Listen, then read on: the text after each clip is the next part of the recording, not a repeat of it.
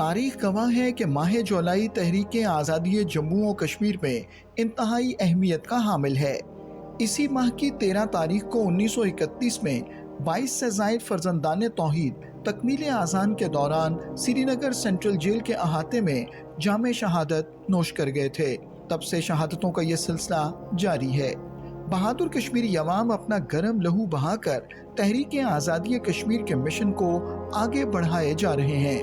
ان کشمیریوں کا ایک ہی مطالبہ ہے کہ انہیں اقوام متحدہ کی قراردادوں کے مطابق رائے شماری کا حق دیا جائے اور بھارت ان کا یہ حق طاقت کے بلبوتے پر دبانا چاہتا ہے، مگر کشمیری بھارتی مظالم کے سامنے سیسا پلائی ہوئی دیوار کی مانند کھڑے ہیں اور اپنا لہو بہا کر بھارتی سامراج کو شکست سے دوچار کر رہے ہیں۔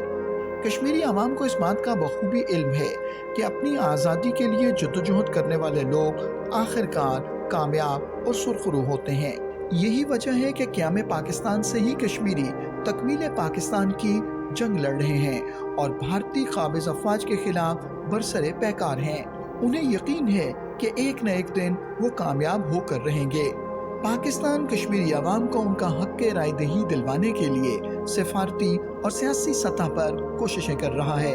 اب صورتحال اس نہج پر پہنچ چکی ہے کہ گزشتہ 74 برس سے کشمیری عوام اپنی آزادی ہی نہیں بلکہ اپنی سلامتی کے لیے بھی مصروف عمل ہیں۔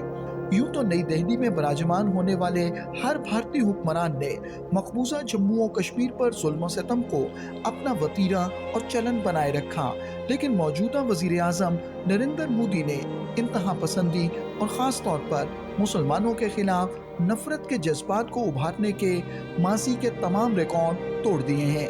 بھارتی آئین کے آرٹیکل 370 اور 35A کو منسوخ کر دیا۔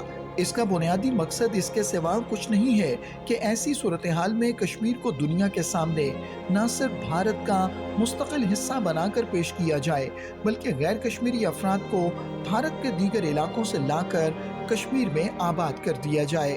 دنیا بھر میں آباد کشمیری اور پاکستانی عوام نے بھارت کے اس اقدام کی بھرپور مذمت کی۔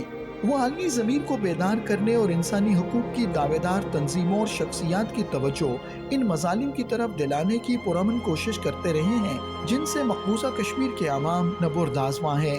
مقبوضہ جموں و کشمیر میں کوئی دن ایسا نہیں گزرتا جب قابض بھارتی افواج کسی بے گناہ کشمیری کے خون سے اپنے ہاتھ نہ رنگتے ہوں۔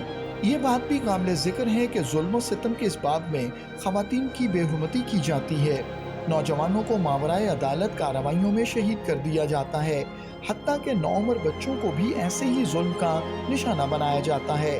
مگر افسوس صد افسوس کہ پرامن دنیا یوں تو انسانی حقوق اور جمہوریت کے حق میں نعرے بلند کرتی ہے، لیکن بات مقبوضہ کشمیر کی ہو تو اکثریت خاموشی اختیار کر لیتی ہے۔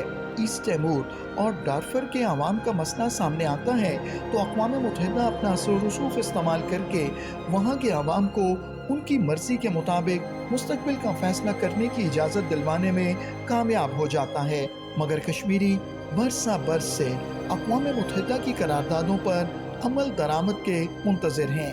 اس بات میں کوئی شک نہیں کہ مقبوضہ کشمیر کے عوام اپنی آزادی کی جدوجہد میں بے مثال قربانیاں پیش کر رہے ہیں اور بھارتی ظلم و ستم کے باوجود ان کے حوصلے بلند ہیں اور وہ کسی طور بھی بھارتی غلامی کو قبول کرنے کے لیے تیار نہیں۔